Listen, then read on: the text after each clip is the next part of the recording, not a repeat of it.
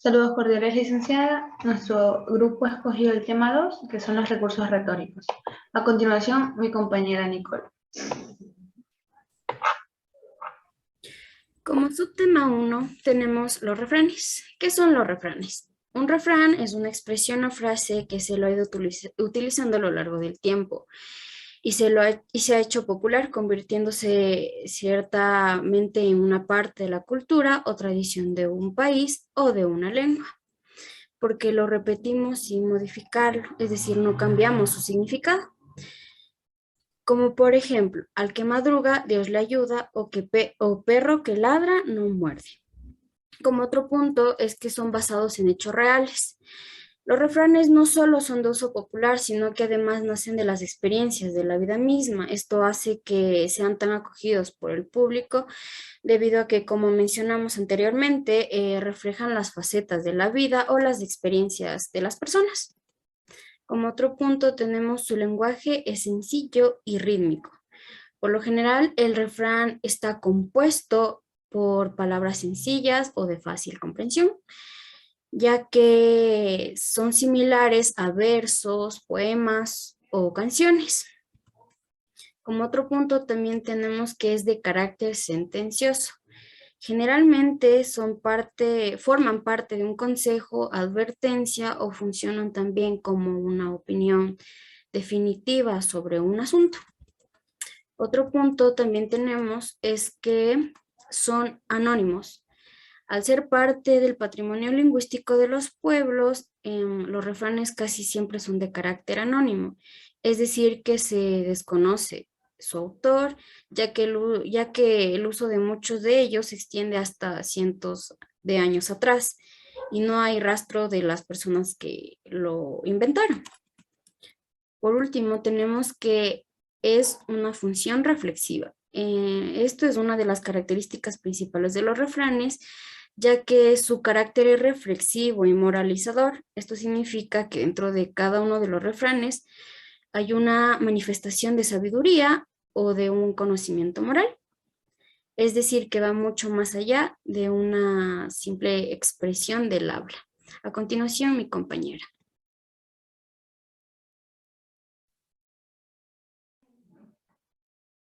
Como subtema 2 tenemos las preguntas retóricas, que son creadas para poder dar énfasis a lo que se habló, es decir, que resalta la parte más importante. Las preguntas retóricas tienen como objetivo realizar preguntas sin necesidad de obtener respuestas ni crear dudas en el oyente. Las preguntas retóricas son conocidas como interrogación retórica o erotema. Cabe recalcar que son interrogaciones, o sea que no se necesita una respuesta, sino que espera que las personas puedan reflexionar sobre lo que se habló. También son conocidas como una estrategia discursiva y argumentativa. Esto quiere decir que se emplea ante un público o incluso en debates, con el fin de que las personas puedan reflexionar.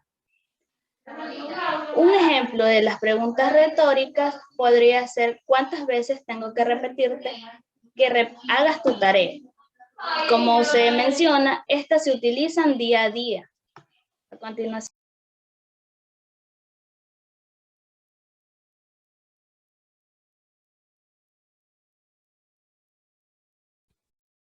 Subtema 3, reiteración. El término reiteración está asociado con el verbo reiterar. Esto se expresa de forma repetitiva en un diálogo, en una oración o en una poesía. La anáfora es una figura retórica que consiste en una repetición de una a dos veces. Esta se ve reflejada en la poesía y en la canción. Y es una frase que está acentuada y sirve para sintetizar y lograr un efecto estético. En la primera, que era reiteración, es un ejemplo. Hoy iré donde mi tía. Hoy iré al parque. Hoy iré al cine. El ejemplo de anáfora es La poesía. Un ejemplo. Pintor nació en mi tierra, con el pincel extranjero. Pintor que sigue el rumbo de tantos pintores viejos. Aunque la Virgen sea blanca, píntame angelitos negros. Expresamente, la palabra pintor es expresar a una imagen. A continuación, mi compañero.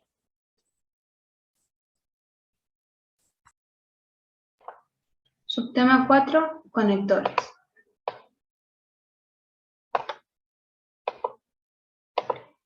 Los conectores. ¿Qué son los conectores? Podemos decir que son palabras o conexiones que unen oraciones o párrafos dentro de un mismo texto, de manera coherente y ordenada.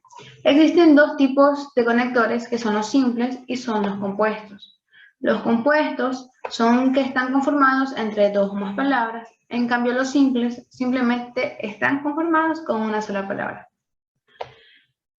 A continuación diré sus tipos. Tenemos el de comparación, que normalmente se usan para oponer u opinar diversas características entre los enunciados. Por ejemplo, igual que, de igual forma, mejor que, menor que, menos que. Tenemos un ejemplo. Sus ojos son igual de bonitos que los de su abuela. A continuación, el conector de orden. Son anexos que permiten introducir diversas partes del discurso de manera más coherente. Asimismo son el ante todo, antes que nada, luego, después, por otro lado, primero. Ejemplo. Laura, ante todo, tú tienes razón sobre el problema que acaba de suceder. Conector de ejemplificación y explicación. Son anexos que explican el enunciado en la primera oración, aportando más detalle en la segunda, como son, a saber, en suma, por ejemplo, por total, vale decir, como ser, o sea. Tenemos como ejemplo el yo, por ejemplo, no hago ese tipo de cosas. Conector de causalidad. Señalan la causa de lo relacionado en el texto, como son a causa de, pues, visto que, ya que, por otro modo. Ejemplo, mi mamá está feliz, de modo que me da permiso para salir. A continuación tenemos el conector de adición o aditivos. Normalmente se usan para unir oraciones y sumar o aclarar la información antes dicha, como son, además, de manera análoga, igualmente, del mismo modo. Tenemos como ejemplo, estaba feliz, del mismo modo me sentía mal por dentro. El conector de condicional.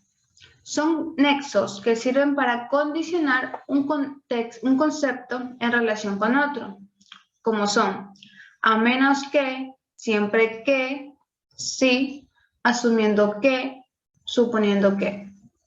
Tenemos como ejemplo, no estaré contigo, siempre que tú sigas con esa actitud.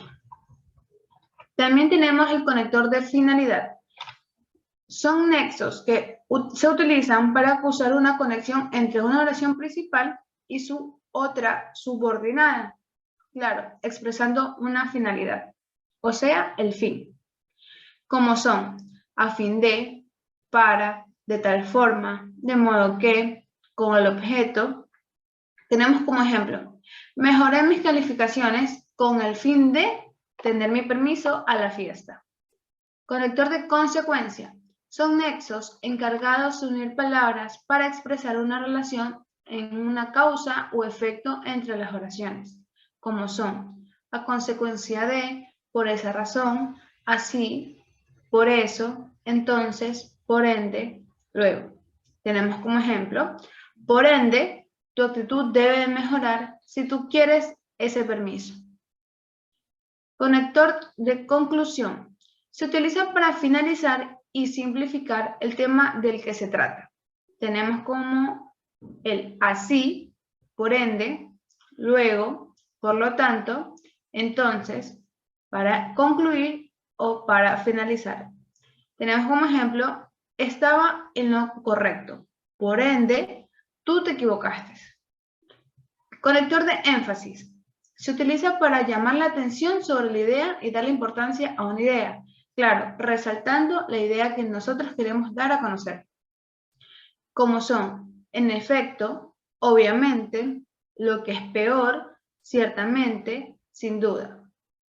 Tenemos como ejemplo, Rafaela sin duda lo hubiera hecho bien. Conector de tiempo. Son nexos que sirven para colocar la oración en un tiempo determinado.